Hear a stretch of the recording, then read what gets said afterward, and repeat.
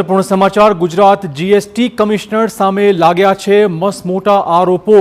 चंद्रकांत वड़वीए महाबळेश्वर में 620 एकड़ जमीन पटावी पाड़ी। आवो सणसणतो आरोप मूकवामां आव्यो छे। जमीन नहीं आपो तो ते सरकार लई लेशे आवो डर बतावीने जमीन पचावी पाड़ी। एक सामाजिक कार्यकर्ता सुशांत मोरेना आक्षेपोथी मचो छे खळबळाट। आखा मामले स्थानिक तंत्र पण हवे संडोवायुं होवाना आरोपो मूकवामां आव्या छे।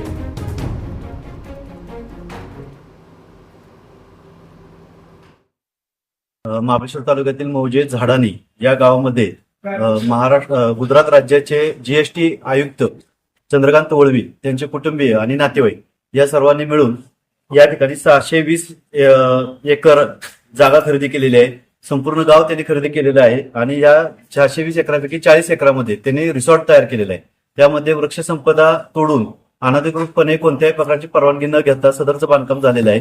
त्यामध्ये रस्ते, वीज, पाणी संबंधित सुविधा जिल्हा प्रशासनाने त्यांना पुरवलेल्या आहे। या बाबतीमध्ये कमाल जमीन धरण कायदा जर पाहिला तर त्या कायद्यानुसार एवढी जमीन एका व्यक्ती किंवा त्या कुटुंबाला घेता येत नाही। त्या कायद्याचं उल्लंघन झालेलं आहे, त्याची चौकशी जिल्हाधिकाऱ्यांनी करावी। तसेच या ठिकाणी दिलेलं विद्युत कनेक्शन आहे ते 3 ते 4 दिवसामध्ये दिलेलं आहे। गोरगरीब व्यक्तीला कधी या ठिकाणी वीज पुरवठा करण्यासाठी अपयशी असलेलं जिल्हा प्रशासन स्वातंत्र्यपूर्व काळापासून अनेक गावामध्ये काही 20 ठिकाणी नाही, परंतु या व्यक्तीला वीज देण्यासाठी टीपीडीसीतून निधी गेलेला आहे, त्या निधीची चौकशी व्हावी। रस्ते झालेले आहेत, जो उचाट रेणुसे ते खेडमधील रघुवीर घाटापर्यंत या रस्त्याला कोट्यवधी रुपये टीपीडीसीतून दिलेले आहेत। सदरचं काम युद्धपातळीवर चालू आहे, त्या ठिकाणी उत्खनन झालेलं आहे। त्याचबरोबर डांबर प्लांट सुरू आहे। कुठल्याही प्रकारची रॉयल्टी न भरता सदरचा रस्त्याचं काम चालू आहे। लोकवस्ती नसताना सदरचा रस्ता कुणासाठी, हा सध्याचा प्रश्न आहे। सदरची व्यक्ती ही नंदुरबार जिल्ह्यातील रहिवासी आहे आणि अहमदाबाद गुजरात येथील जीएसटी मुख्य आयुक्त आहे। गुजरात महाबळेश्वर कनेक्शन काय आहे, याचं गोड बंगाल काय आहे हे शोधणं सर्वांचं क्रम प्राप्त आहे। मान्य जिल्हाधिकाऱ्यांनी आपले निवेदन दिलेलं आहे।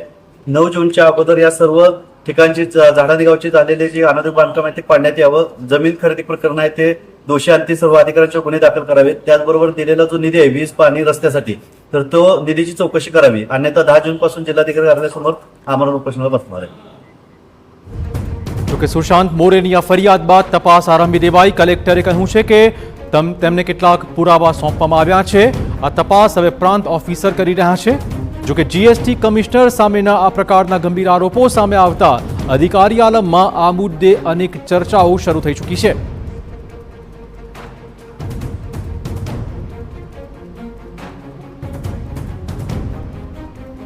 आमच्याकडे एक तक्रार प्राप्त झालेली आहे, त्याच्यामध्ये काही डॉक्युमेंट सुद्धा तक्रारदाराने आमच्याकडे सबमिट केलेले आहेत। आमचे जे तिथले प्रांत अधिकारी आहे राजेंद्र जाधव, त्याच्याकडे आम्ही सर्व तक्राराचे जे पुरावे आहेत त्याला अपलोड करून दिलेले आहे। याच्याबद्दल सखोल चौकशी करायला सांगितलं आहे आणि त्या चौकशीमध्ये आपल्या समोर येते की खऱ्या अर्थाने काय झालेलं आहे, त्याच्या अनुषंगाने योग्य कारवाई प्रशासनाद्वारे केली जाईल। मला ऍक्च्युली काय की 2 गोष्टी आहे की याच्यामध्ये एक्झॅक्टने घेतला किती घेतला तेही आपल्याला माहिती नाही आहे आणि एक लिमिटेशन असतात। जे एरिया आहे तिथला ते बफर झोनच्या जवळ येतो आणि ते लिमिटेशन असते, डेफिनेटली असते, त्याच्या पुढे कोणी विकत घेऊ शकत नाही।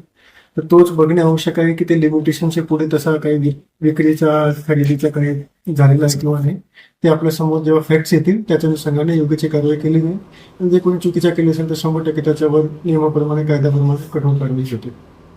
तो आ आक्षेपो गंभीर है અને માટે જ TV9 ની ટીમે જીએસટી કમિશનર ચંદ્રકાંત વળવેની પ્રતિક્રિયા લેવાનો પ્રયત્ન કર્યો અને પહોંચી અમારી ટીમ જીએસટી ઓફિસ, પરંતુ ત્યાં ચંદ્રકાંત વળવી હાજર નહોતા।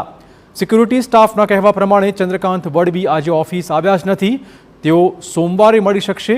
જો રહેશે કે ગંભીર આરોપો બાદ ચંદ્રકાંત વળવી ખુલાસો આપવા કેમેરા સામે આવે છે કે નહીં।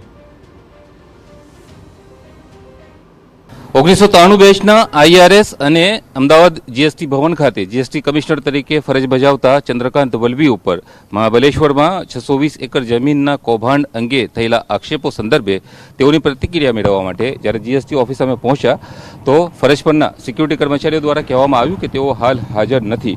શુક્રવારે જરૂરથી તેઓ અહીં આવ્યા હતા, પરંતુ આજે તેઓ અહીં હાજર નથી અને સોમવારે તેઓ હવે મળી શકશે। જોવાનું હવે એ છે કે ચંદ્રકાંત વલવી ઉપર થયેલા ગંભીર આક્ષેપો બાદ તેઓ કેમેરા સામે આવે છે કે કેમ અને પોતાની પ્રતિક્રિયા આપે છે કે કેમ, કારણ કે જે પ્રકારના ગંભીર આક્ષેપો છે તે અનેક સવાલો ઊભા કરે છે અને આ આક્ષેપોમાં કેટલું તથ્ય છે તે ચંદ્રકાંત વલવી દ્વારા જણાવવું જરૂરી છે। કેમેરામેન ઇમરાન શેખ સાથે યુનુસ ગાઝી, TV9 અમદાવાદ।